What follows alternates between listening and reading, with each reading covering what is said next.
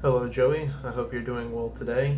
So, here recently, I finished listening to How to Raise Positive Kids in a Negative World.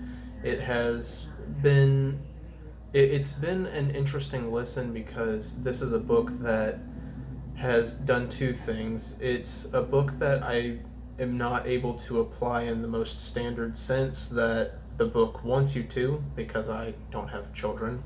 But the other thing is, as well, is that the way that I will be able to discuss this book and be honest with you is going to be probably a sadder, more unfortunate video than the others. So if you don't mind, I seriously doubt you listen to these with, other people around. You probably listen to them in your truck or something. But especially for this video, if you don't mind just, playing this when you're not around other people, I'm going to share some things that I've debated talking to you about. And I don't want to go into the details too much, but I'm only comfortable having it reach your ears. So, and I don't think you would want, your kids are actually hearing it. So, if that needs to be said, that please. So there's a couple big takeaways that I had from the book on my first listen, and what what's interesting about it is seeing the things that he's talking about in terms of raising good kids and knowing that there are not a whole lot of things in this book that me or my sisters got when we were um, being raised. And I mean, technically, we are still being raised, I suppose, but we're past the developmental phase that this book is mostly aimed towards. Um, and so, one of the biggest things that the book talks about is going to be quality time. Quality time for both parents to spend with the child. Um, it talks about in one point that you, as the parent, are essentially the children's God in a sense, and they look up to you for absolutely everything. And during these early years where they are extremely receptive to everything, they are constantly taking in information. It is your duty to be there for them and teach them earnestly, essentially every waking moment. I don't know if I should say every waking moment, but you need to be there all the time. Um, and an interesting thing about this book is that it brings into question how we deal with modern problems because due to women entering the workforce a couple decades back, inflation has reached a point where the majority of families are not able to just have the man providing the resources. It needs to be the man and the woman. So that is quite difficult because it the book does not plainly say necessarily, but I very much agree with what it's trying to get across that the woman should be a stay-at-home mom, um, if it can be afforded. But the unfortunate thing is that oftentimes the mom has to work too nowadays.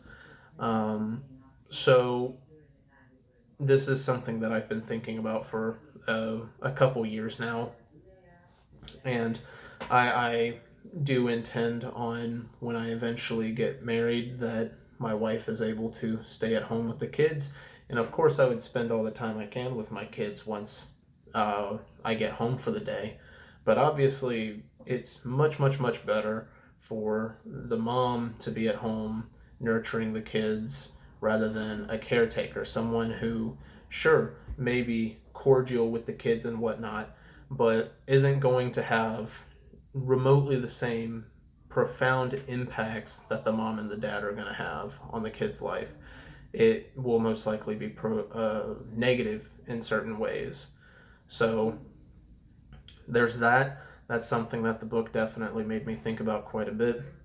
Another thing that I've thought about that the book has talked about is the parent's ability to say I'm sorry to the child, admit when they're wrong, because when when a lot of people are given this innate uh, authority over somebody else, it starts feeding into a lot of people having a God complex or some type of complex.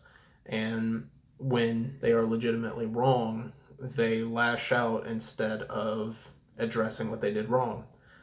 Uh, in different contexts, I've thought I was right in the past. I got cocky with my own opinions, and then I was smacked over the face with the fact that I was wrong, and I didn't want to own up to it. And you're teaching your kid a very bad precedent when you act like that, um, showing that it's okay to essentially lash out and recoil when the kid knows that if you were being the strong, upfront person that you should be, that you would apologize or you would right your wrongs. So it's extremely important for parents to be able to recognize when they're wrong. However, it's extremely important for the mom and the dad in the presence of the child to be on the same page, because more so than you and your wife agreeing on something, what's more important is your child or children seeing the unity between you two, that you will not cross your parents. They are on the same page. And if you ask your mom for something, she says no. Well, probably what would happen more often, you ask your dad for something and he says no, that you can't just go to mom and then she'll be like, oh, sure, you know.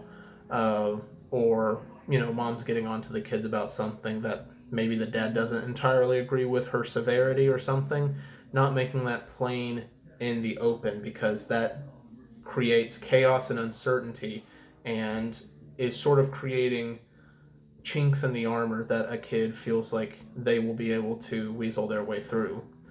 Um, so it's very important that you guys have those types of discussions behind closed doors, say at night or something like that, when the kid's not around. But essentially, what you have is you have this child that, while they come into the world pure and not having done, they have the inability to care for themselves, they have the inability to talk to other people and make good or bad decisions. The book talks about how there comes a point in time when you have to realize and accept your kid is not an angel. um, I that definitely happens around a certain point. I mean, we all love when a 3-year-old is, having a temper tantrum because their mom didn't get them chocolate bars or something in the store. And then every single progressing, more complicated, severe uh, disparity between you and what your kid wants or believes as they get older. And so it's it's something you have to understand, that even at such a young age, a kid is looking to conquest in a certain way in terms of power. This didn't come directly from the book. It's just something I've heard from somewhere else that I've thought about. We're all seeking to have a certain form of power over other people, and kids do that from a very early age. They try to play games on by their own rules. If they ask to get a cookie out of the cookie jar, maybe they try stealing it. Maybe they try asking mom after dad and hoping that she'll say yes, trying to weasel their way through things. I mean, crocodile tears exist for a reason, you know. So it's stuff that you have to teach from a very young age, that these things are not okay. And as the book says, and as one can reason, the the best way to form a kid's psyche in the right direction is by leading by example. And so this is something that could be more applicable to me now, is okay, start acting like the type of dad I would want to be, the type of things I would want my child to inherit as morals, because we're living in a world where if you're not in the right groups of people, this is a very immoral world. And especially, this is a line that I love. Parents nowadays say that you should only teach your kid religion once they're, mentally developed and they can make their own decisions. And he says, parents, if you've done that, they've already had the decision made for them. And so, yeah, I mean, that's just a really profound quote right there, because it's absolutely true. Um, the waiting to introduce stuff like morals, religion, understanding of sexuality and relationships, the school system, the world at large, is going to beat you to it if you do not do it yourself. And so, an example is says that you need to start introducing the idea of sex uh, in a matter of fact way around the age of 4 to 6, because if you don't start introducing it in the right way, it's going to be introduced in the wrong way at school. And that's absolutely true. That's how it was for me. And so I think I first had that introduced to me by a bully kid when I was in like third grade or something like that. So, that's absolutely a truth right there. Um, and then there's a section about child abuse in terms of like sexual abuser, child predator, stuff like that, talking about some of the irreparable damages that a child is completely out of a child's control. Obviously, if and it's especially awful when it's like a father, because not only have you eternally damaged that link between the kid and you, or the kid and the father, but due to the father's status in the family, there's a very high inclination that other people unrelated in the family will start shying away from you. And so that's an absolute evil that cannot be tolerated. Of course, I mean, there's certain articles and movements of people out there trying to sexualize kids and teach them drag queen stuff and like the first couple grades, but in terms of like moral people, they understand that that's something that's completely unacceptable. Now, this is the part that when the Audible book started talking about it, I started getting sad, because I realized that if I was going to make a sincere review, I'd have to talk about this, and it's something that I've avoided talking about for a while because I don't like talking to anybody about it. I'm ashamed of it. But something that the book eventually talks about in a very roundabout sense is the evil of pornography. And while I'm very thankful that I have steered clear of vices such as alcohol, drugs, cigarettes, stuff like that, one that has infected me from an extremely young age is that right there. And I would say that it's probably, if I'm going to remove my own, uh, if I were to pick up and place aside the part of like it's your decision to do this every single time you do it, it's been the biggest causer of me having a very deep self-hatred for so many years. It's, I think, a big reason why I've been spinning my wheels for a very long time, and why I can be so subdued and not get anything done. So, if you're disappointed in me, I'm very sorry. It's it's just it's how things have gone.